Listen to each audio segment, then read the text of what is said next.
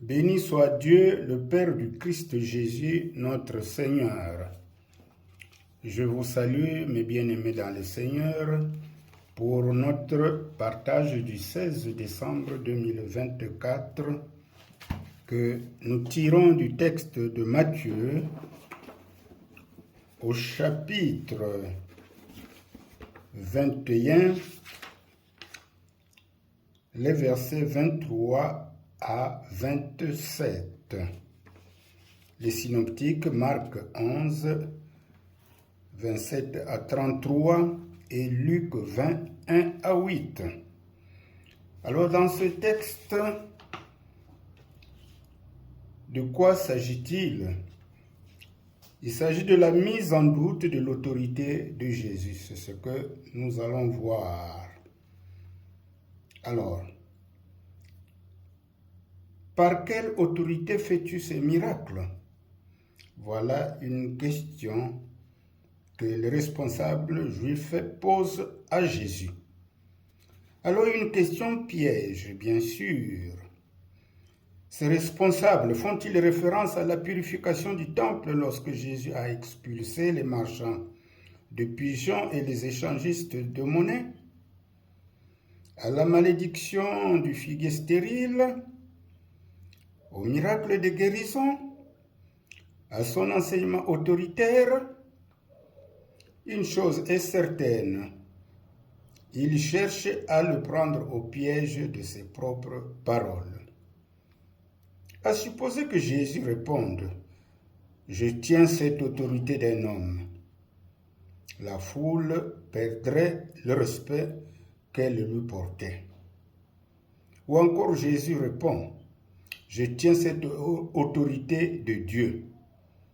À ce moment, les chefs juifs l'accuseraient de blasphème, puisqu'il aurait prétendu détenir l'autorité de Dieu.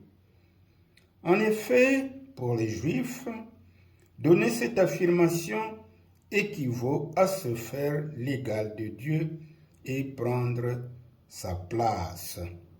Car d'après la loi juive, tout individu qui se fait l'égal de Dieu se rend coupable d'un péché qui mérite la mort.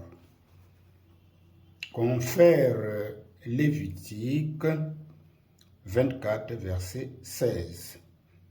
Ainsi, quelle que soit la réponse que Jésus aurait pu donner concernant la nature de son pouvoir, les chefs juifs l'auraient exploité contre lui.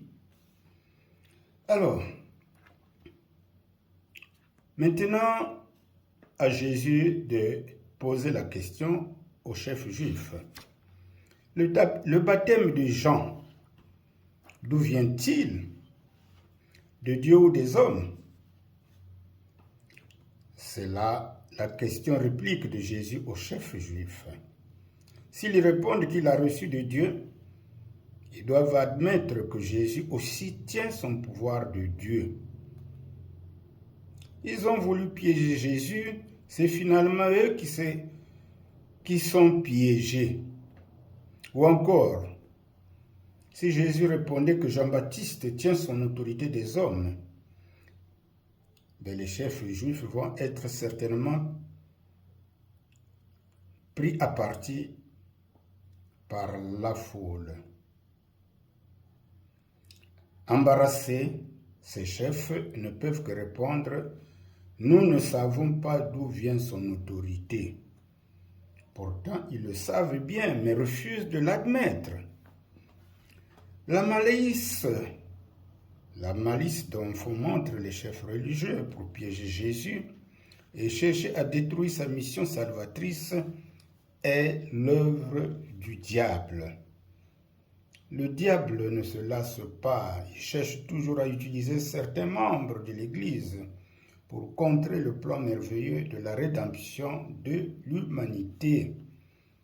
À travers leurs questions, les scribes et les sacrificateurs nous laissent comprendre que leur incrédulité a atteint le comble. Ils commettent là un péché irrémissible, qui est le blasphème du Saint-Esprit. Le Seigneur, lui, n'ose pas répondre à la question des chefs juifs, à savoir, de qui détient-il son autorité? Plutôt, il leur montre leur état misérable de pécheurs non repentants qui s'acheminent vers la condamnation. Alors, si nous avions bien médité ce texte, je crois qu'il y a un effort à fournir pour chaque lecteur. Et toi, cher lecteur, crois-tu réellement au pouvoir et à l'autorité de Jésus dans ta vie? Qui est Jésus pour toi?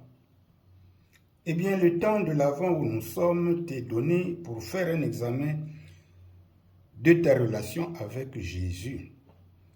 Si l'on croit la parole qui apporte à la conscience la lumière de Dieu quant au péché, l'accueillir dans notre cœur, c'est accepter la grâce que nous apporte le salut par Jésus. Nous avons un Sauveur à qui Dieu a soumis toutes choses et à qui nous devons avoir une entière confiance, comme nous le dit Hébreux 2, verset 8. Eh bien voilà, mes bien-aimés dans le Seigneur, ce que nous avons pu comprendre de ce texte de Matthieu 21, verset 23 à 27, sur la mise en doute de l'autorité de Jésus par les scribes et les autres chefs religieux, les sacrificateurs, les pharisiens. À chacun de méditer. Que Dieu vous bénisse.